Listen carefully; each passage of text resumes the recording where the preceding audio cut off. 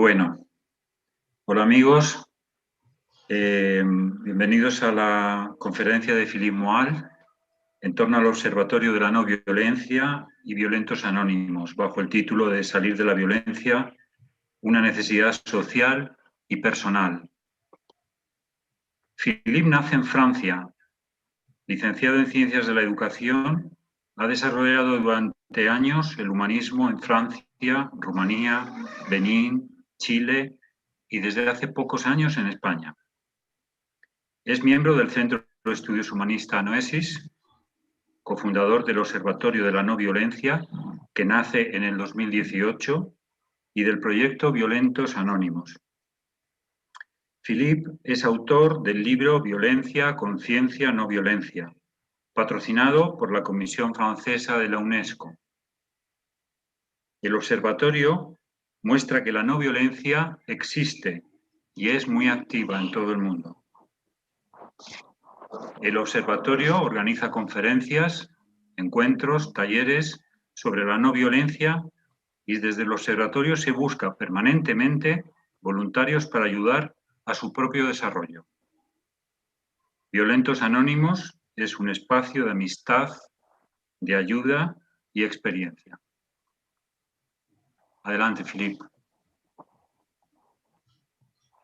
Muchas gracias, Miguel, y buenas tardes a todos por venir a esa presentación titulada Salir de la violencia, una necesidad social y personal, que se encuadra muy bien en el simposio que es un nuevo humanismo por un nuevo mundo.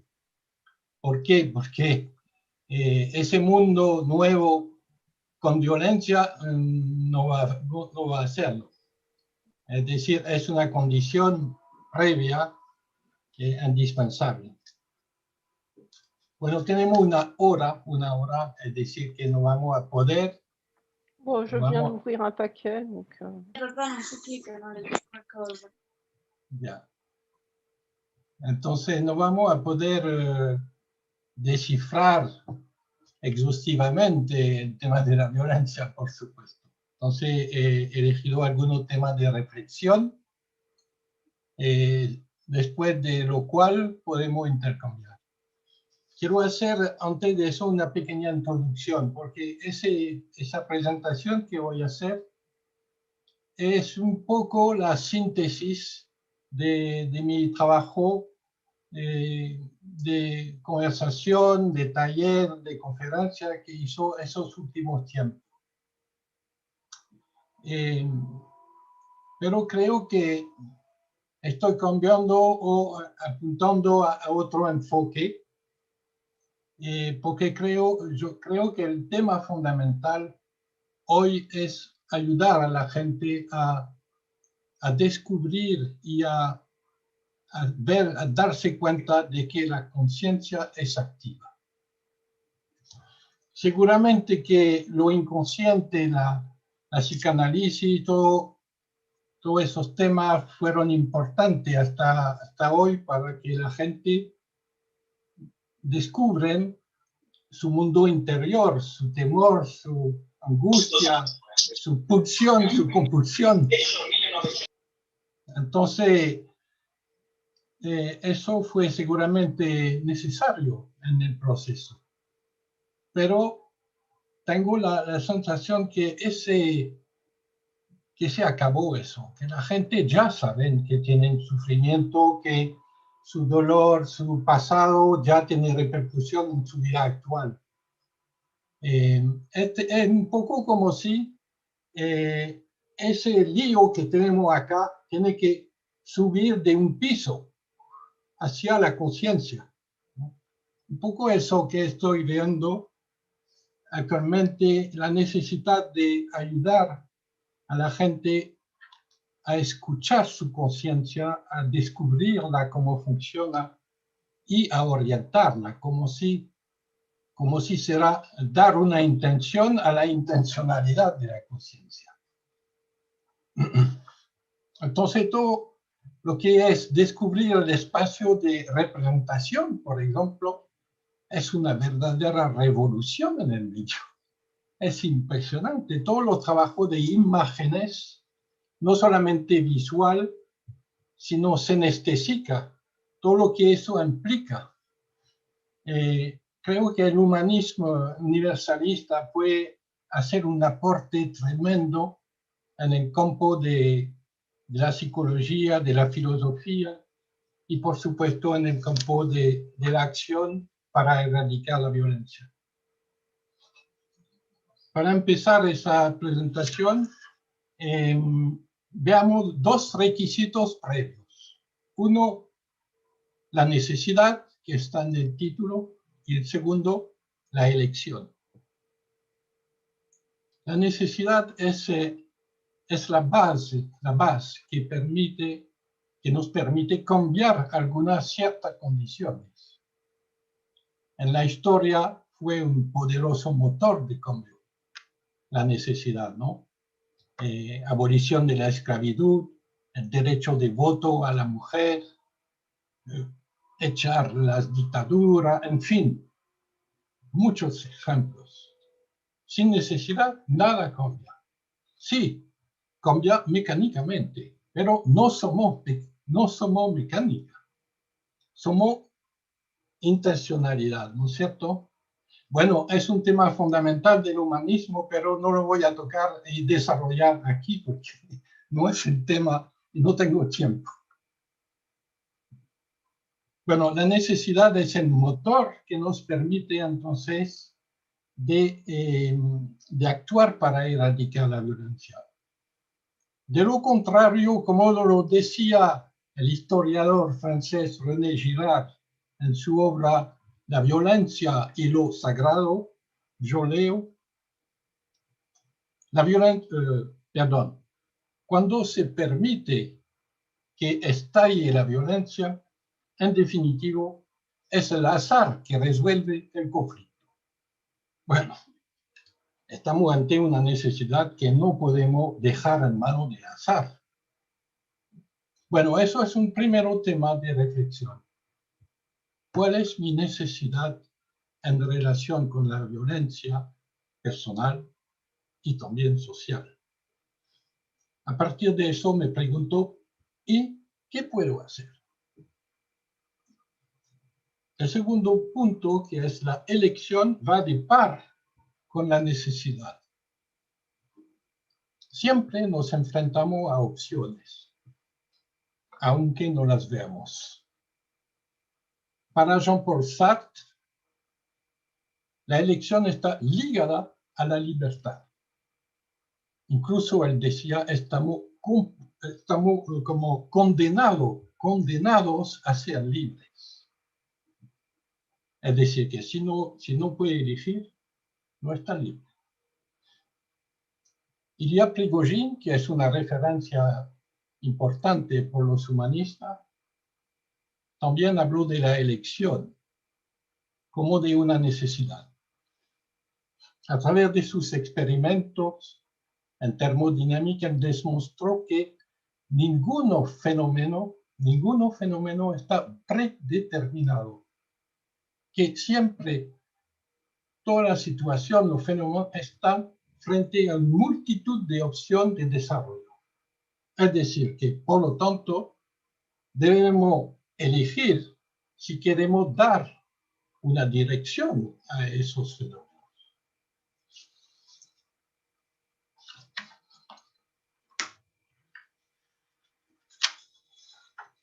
Bueno, alguien dirá, entonces, si yo elijo ser violento, soy libre.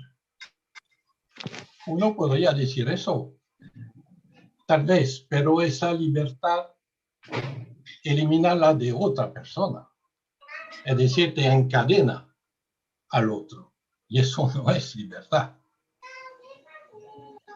Sabemos que por algunos la violencia es una necesidad. Es una necesidad para ellos para defender ideas, creencias, bienes. Y enfrente de ellos hay otros para quien la violencia también es una necesidad. Para luchar contra los primeros.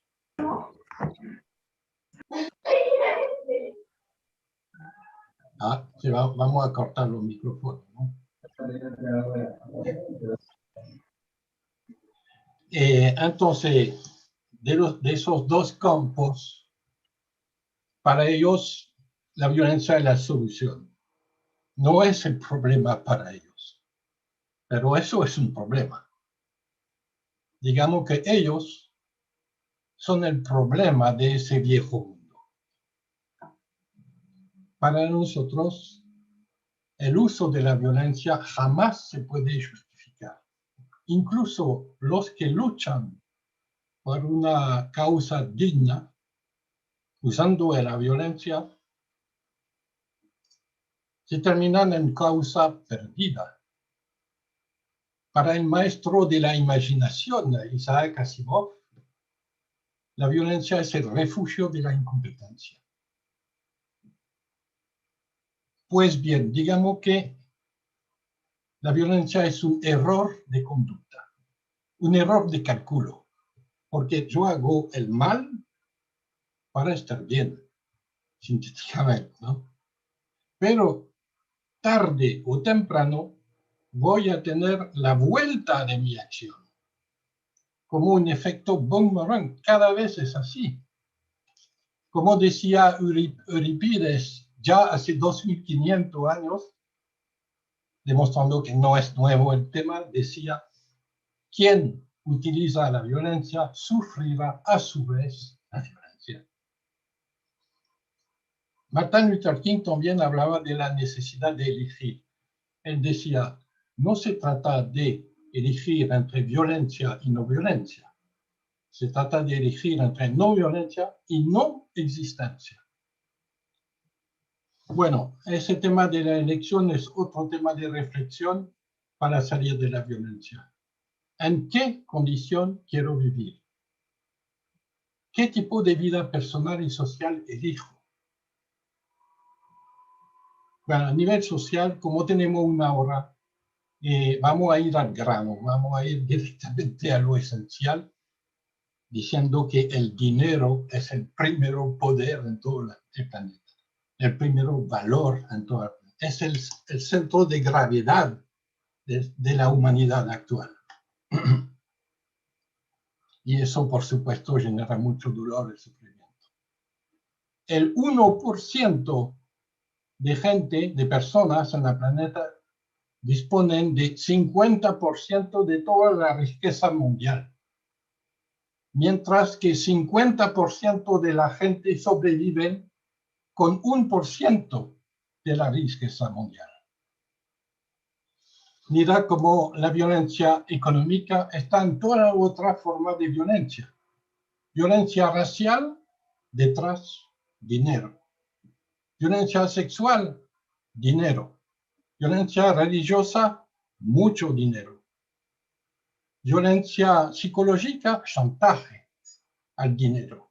Incluso en la violencia institucional, que hace que en muchos casos las leyes dependen del poder del dinero. Entonces, bueno, en 2019, un neuroeconomista de la Universidad de Zurich publicaron un estudio que tenía como título Moral o interés. ¿Cómo tomamos nuestras decisiones? Muy interesante. Bueno, la conclusión de ellos fue muy clara. La moral es lo primero, siempre que no haya dinero por medio. Entonces, ese centro de gravedad, que es el dinero, debe desplazarse. Debe desplazarse para poner a su lugar el ser humano como valor central. No hay otra para ir a ese nuevo mundo. Pero no ese ser humano prepotente que puede conducir al fascismo, como decía Sartre. No, un ser humano que es valor central, pero humilde, que es un buscador rebelde contra la injusticia, altruista, y que busca el futuro con confianza, con fe, con optimismo. Ese es el ser humano central que queremos. En ese contexto caótico de hoy, podemos decir, y me refiero a tres referencias que son primero el Premio Nobel de Química, Ilya Prigozhin, de nuevo, en una entrevista sobre el tema de la mutación de la sociedad, decía, siempre la mutación están precedidas de fluctuación que indican la complejidad de los fenómenos. Entonces, más complejidad, un poco hoy, mucho hoy, más fluctuaciones. Estamos todavía en la fluctuación, ¿no es cierto?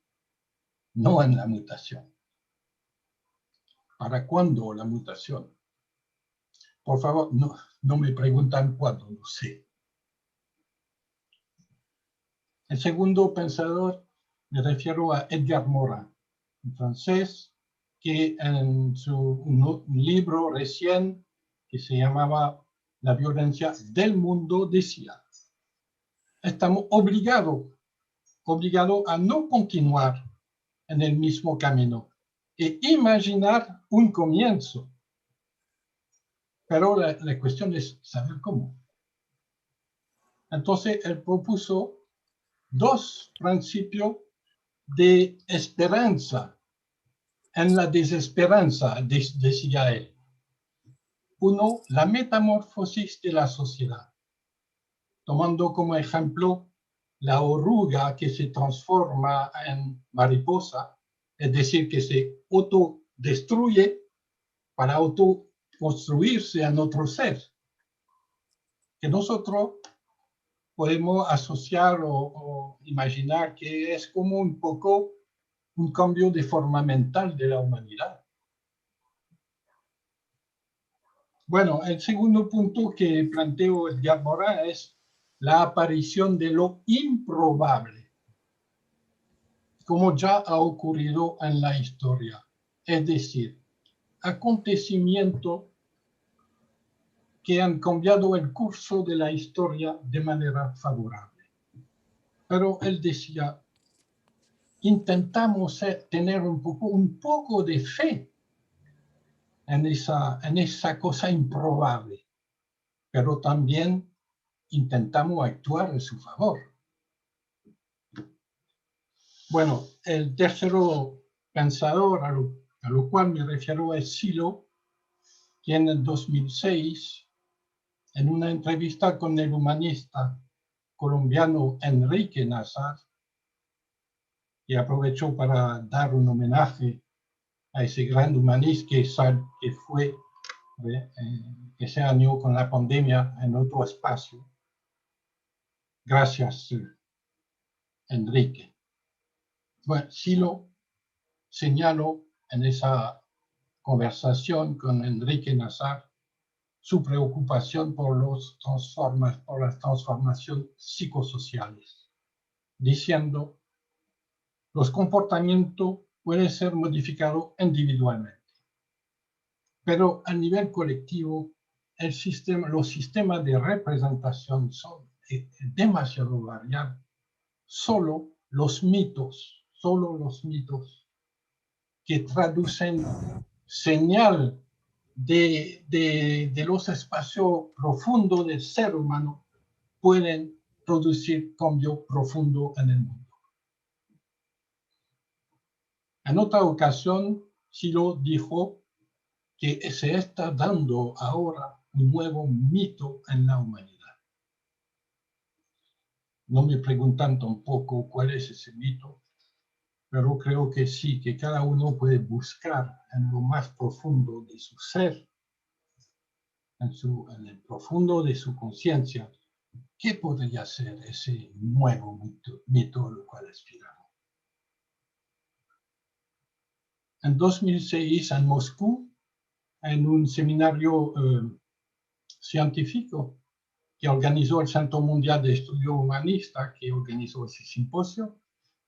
La doctora Olga Borisova dijo al final de su conferencia titulada Violencia y Tolerancia, decía: si cada uno de nosotros se esfuerza por establecer relación más tolerante, en primer lugar con su entorno inmediato, entonces es posible que a nivel de Estado se conviertan en un fenómeno frecuente métodos más civilizados de resolución de los conflictos.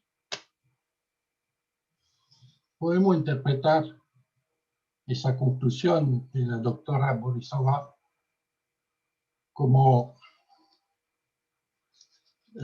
algo que queremos cambiar hoy, esa etapa de transición en lo cual cada uno puede ser actor de ese mundo nuevo. Para mí es una transición para llegar a dos puntos que quiero desarrollar, que son algunas dificultades que encontramos a nivel personal para salir de la violencia y proponer alguna pista de solución.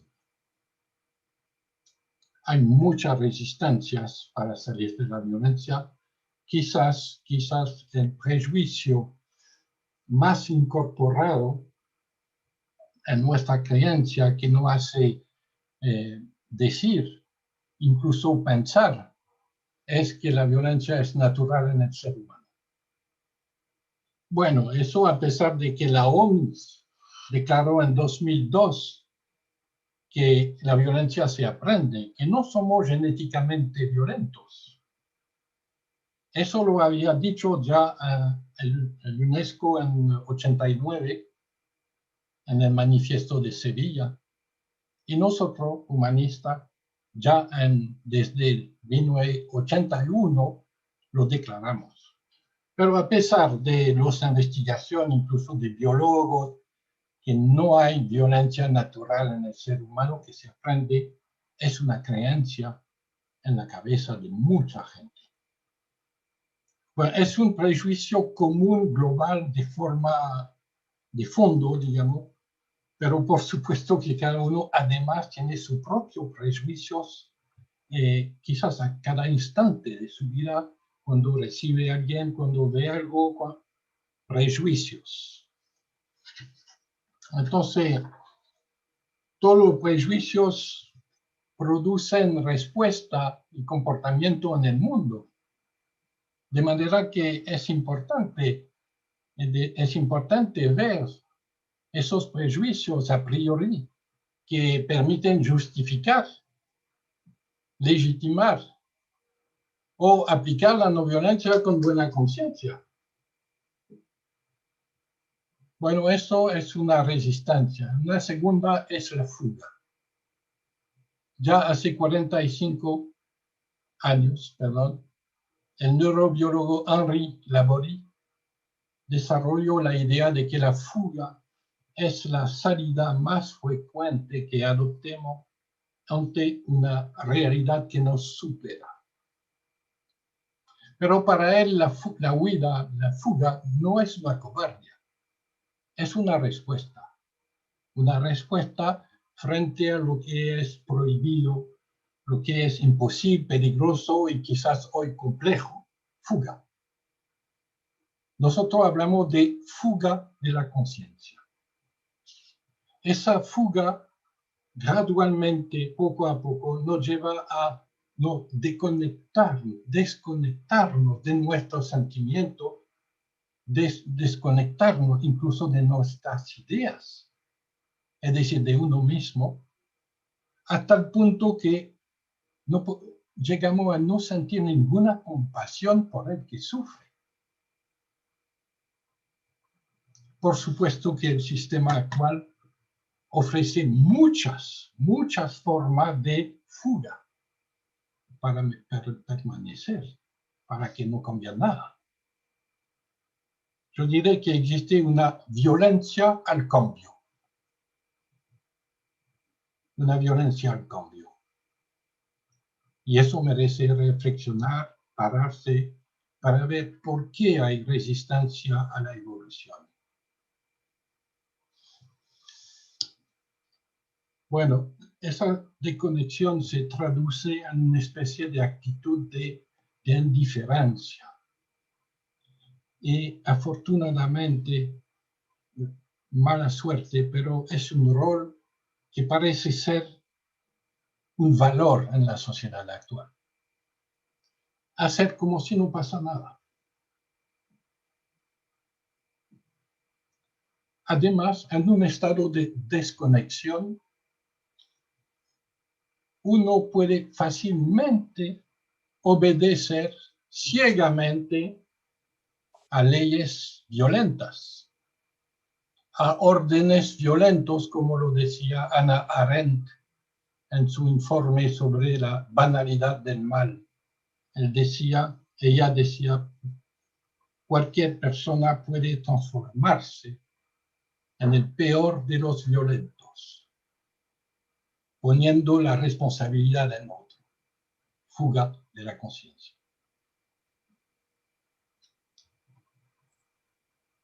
Cuando ves que está en la fuga, decía mi maestro, regresa a ti mismo. Es la única manera de salir de la fuga. Regresa a ti. Regresa a mí. Me reconectó a mí. Funciona. Funciona. Una última resistencia en relación con la violencia que generamos alrededor. Primero que todo, hay que admitir que es muy difícil reconocer que uno ha sido violento. Mi violencia es comprensible, es disculpable. La de los demás, inadmisible. Al final, como decía Sartre, el infierno son los otros.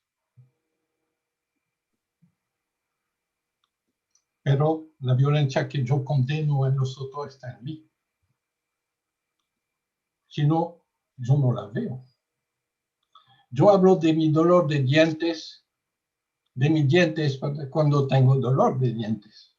Solamente. Cada mundo al que aspiras, cada justicia que exiges, cada amor que buscas, cada ser humano que quiere seguir o destruir, está también en ti, escribe Ciro en Humanizar la Tierra. En otras palabras, cualquier violencia que yo condeno en otra persona también está en mí, y es por eso que yo lo veo y que yo lo condeno. Cuando la violencia del otro atrae mi atención, mira ese, es porque está en alguna parte de mi interior y se produce un fenómeno muy raro de eco. Su violencia hace eco a la mía. Si no, ¿por qué voy a reaccionar a esa violencia y no a esa otra?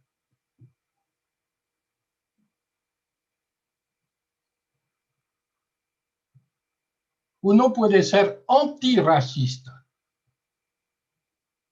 pero machista. Eso existe. Bueno, yo paro con el problema que encontramos, hay muchos más, pero son caricaturas significativos. Vemos ahora algo más positivo, algunas vías de salida a investigar, por supuesto. Primero que todo, yo constato que no puedo salir de ayudar, contribuir a salir de la violencia cuando estoy desconectado, porque yo no veo la violencia. Ella no existe es normal. Pero tampoco no puedo salir de la violencia cuando estoy sobreconectado a la violencia, porque en ese caso no la veo tampoco, sino más bien que me he transformado en violencia. Soy violencia. No la veo, pero soy. ¿Se entiende, no es cierto? Sin embargo, desconectado de la violencia o sobreconectado, mi conciencia siempre me manda señales, me manda advertencias. Como decía la filósofa Simone Weil, la contradicción es lo que atrae el alma hacia la luz. Cuando estoy dividido entre lo que yo pienso, lo que yo siento y lo que yo hago, siento una contradicción. Pero es un señal interesante. Es para advertirme que tengo que cambiar algo, para ser un poco más coherente. El neurólogo Viktor Frankl, que seguro varios conocen, ha dado una clave muy interesante cuando él dijo: la libertad del hombre consiste simplemente, únicamente, a elegir entre dos posibilidades: escuchar su conciencia o ignorar su advertencia. ¿Cuántas veces personalmente he escuchado mi voz interior decirme: no hace eso, no va por allí, no dice eso, y hacerlo igual? Para darme cuenta cada vez que yo tenía que escucharme. A todos nos pasa eso. Otra pista de que meditar. Todos nosotros tenemos rechazo de la violencia de manera intelectual o emocional, y eso, gracias a eso, rechazamos la violencia, buscamos solución, pero tiene su límite. Puede ser muy variable, muy aleatoria, depender de muchos factores, de mi creencia, de mi valor, del momento en el cual yo vivo la violencia. Entonces, en alguna situación terrible, yo puedo minimizar, postergar. Hay un tipo de rechazo de la violencia mucho más interesante, que es el rechazo visceral. Cuando siento la violencia en mis entrañas, no solo a nivel de ideas y de sentimiento, no hay escapatoria, no, estoy atrapado al cuerpo, hasta vomitar. Es imposible escapar, imposible fugar. La violencia me es físicamente insoportable.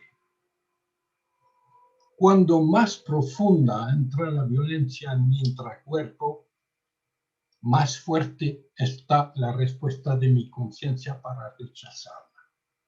En un conflicto, por ejemplo, yo siento que el agresor me penetra, entra en mí. Es una invasión. En ese caso, mi cuerpo reacciona. Mi cuerpo, cuando tengo rechazo visceral, reacciona, quiere echar, liberarse de ese veneno, de ese intruso. Es un mecanismo instintivo, antes que sea moral. Yo siento la violencia que yo doy al otro como si yo la recibe. Yo tomo conciencia del registro de dolor, de sufrimiento del otro. Me pongo a su lugar. Y en ese caso experimento que me es difícil seguir violento, a menos que me desconecto totalmente de él y sigo hasta matarlo. Es lo que se pasa hoy. Es muy fácil entender, comprender el interés del rechazo visceral en la sociedad actual. Pero algunos dirán que la sensación del intracuerpo son involuntarias, que no podemos provocarlas. Pues sí,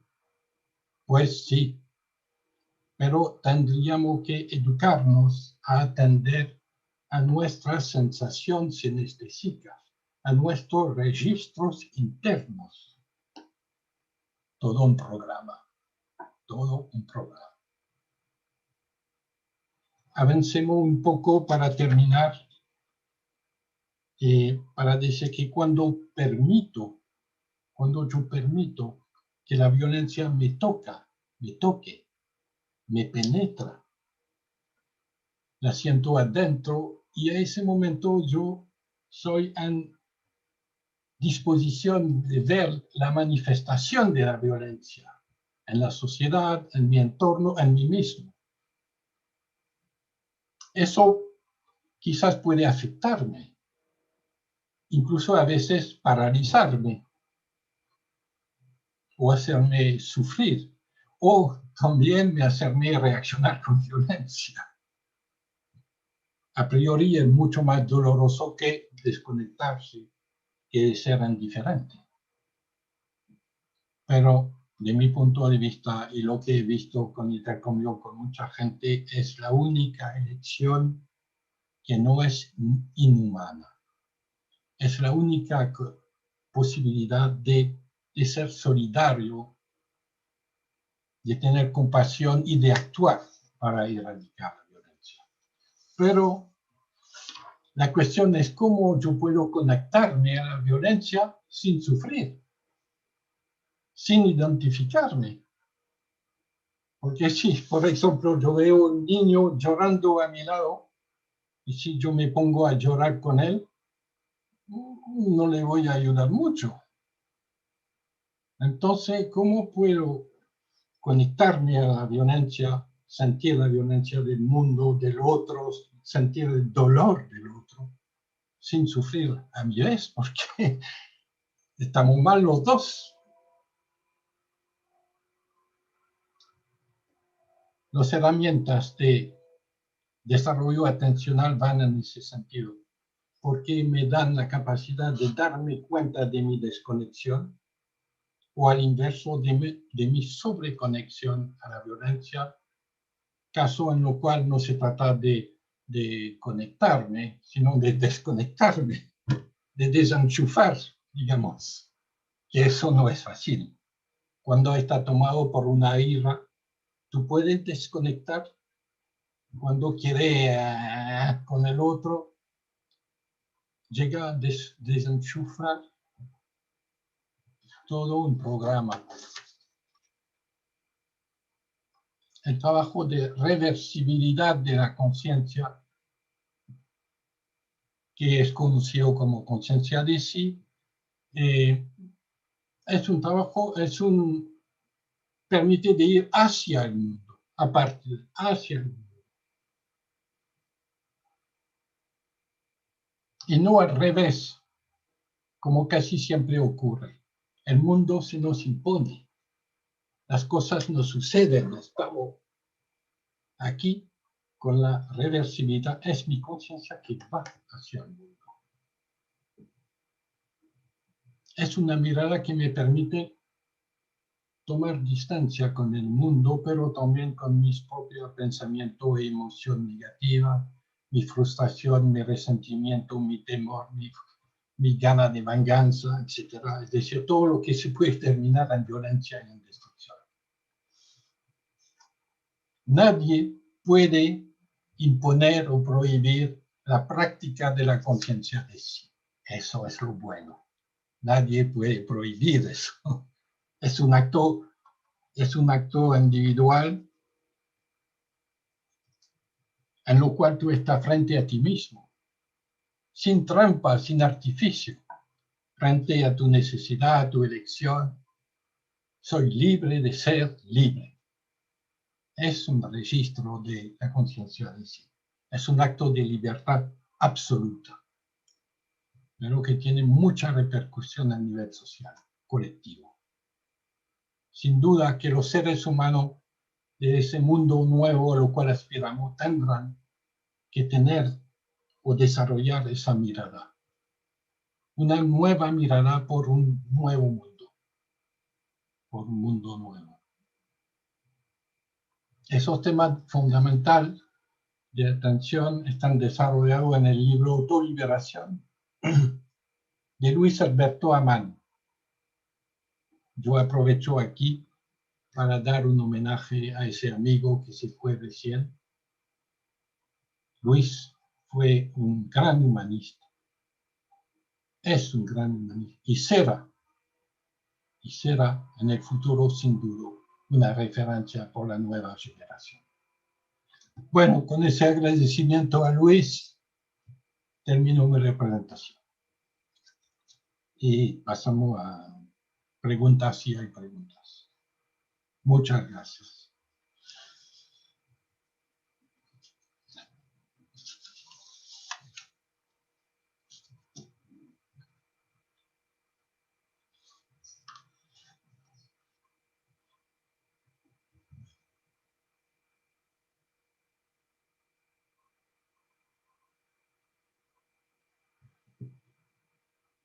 Ponemos el micro, mejor. Quien quiera hablar, con activar su micro es suficiente.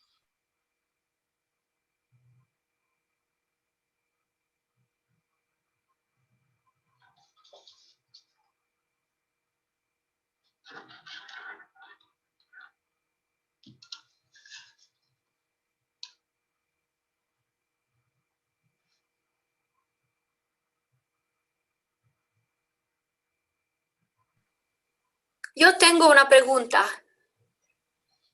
Sí.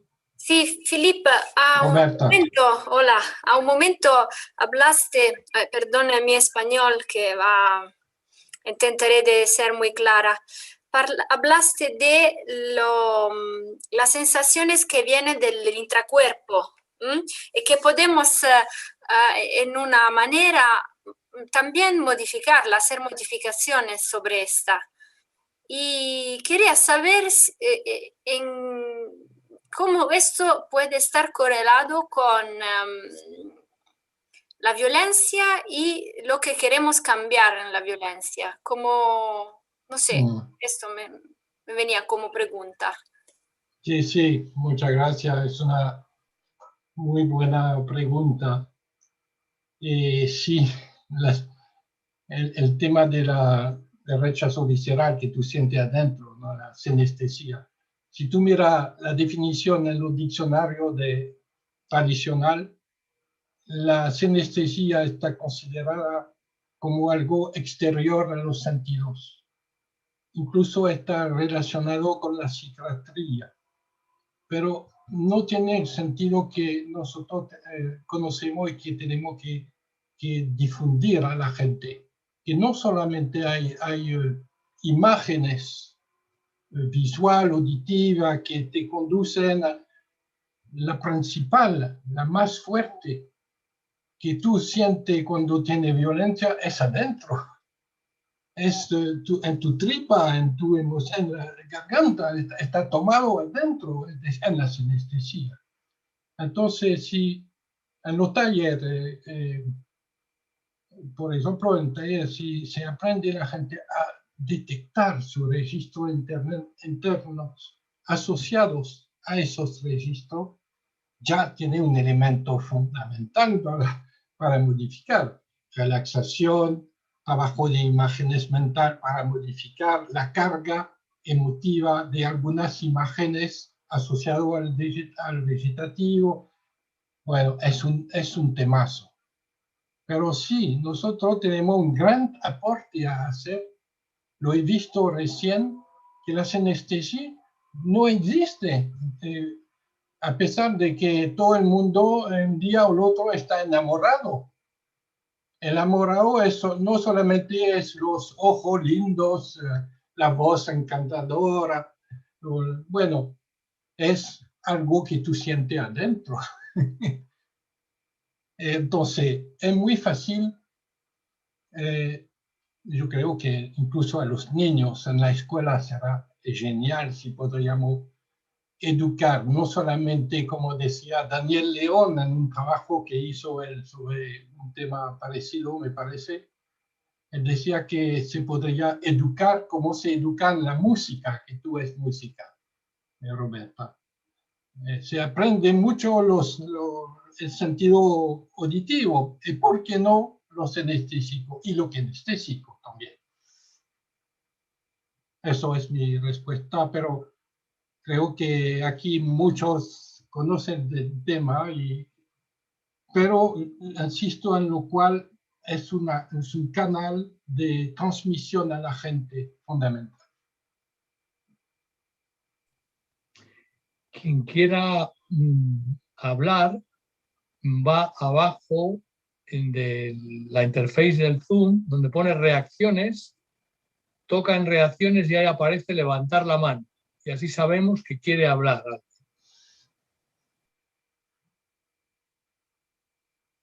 Ah, hay una pregunta. Dans le corps de l'être humain, hop, desapareció. Quel est l'organe qui produit la violence? Waouh.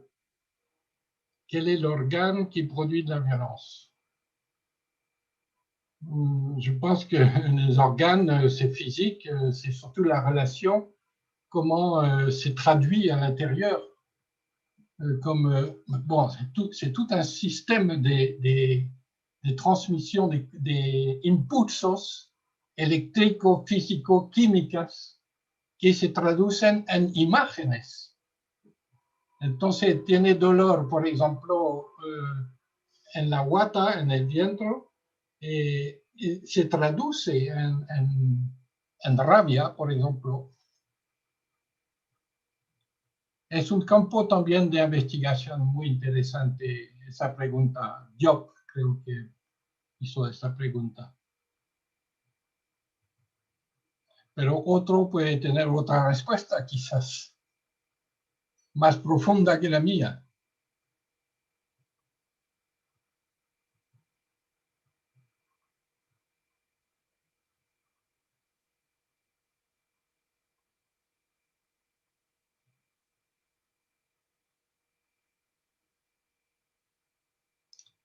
Puedo decir una palabra sobre Violentos Anónimos,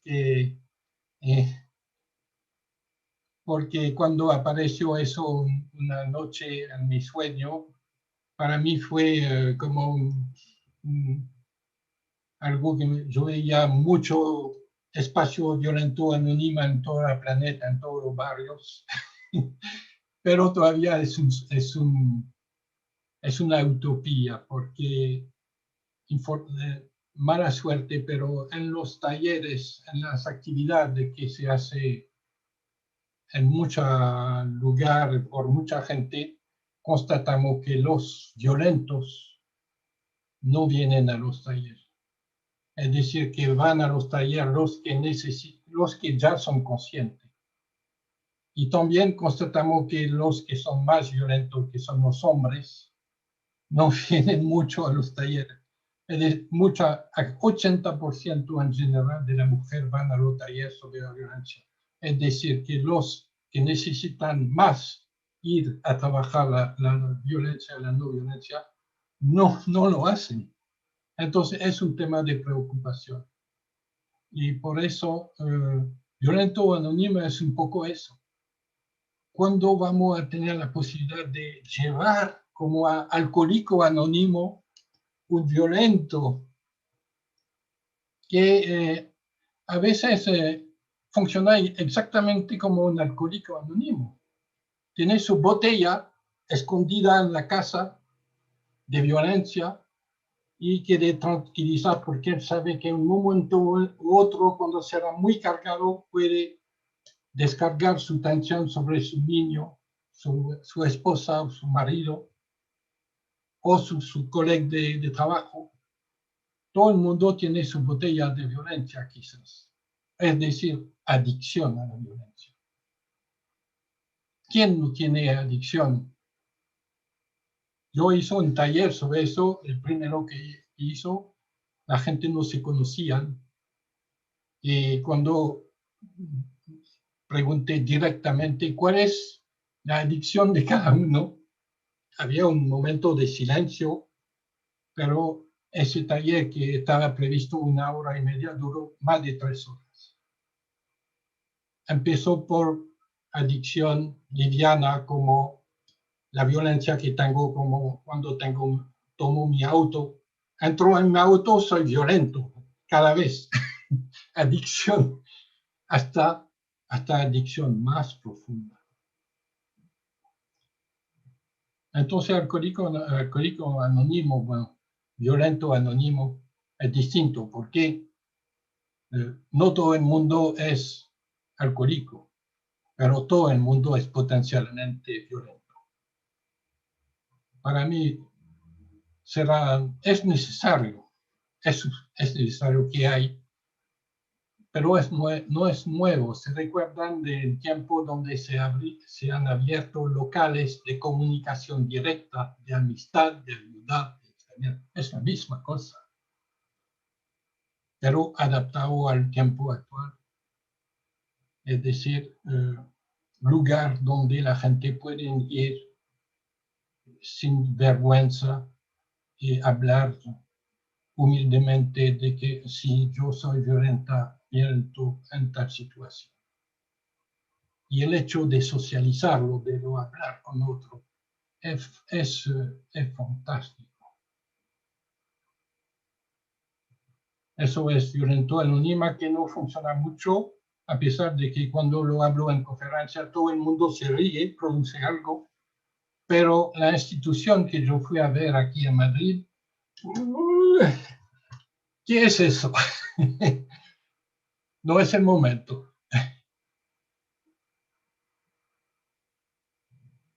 Eso. No sé, no tengo idea de qué hora es. Oh, es la hora. Le agradezco mucho.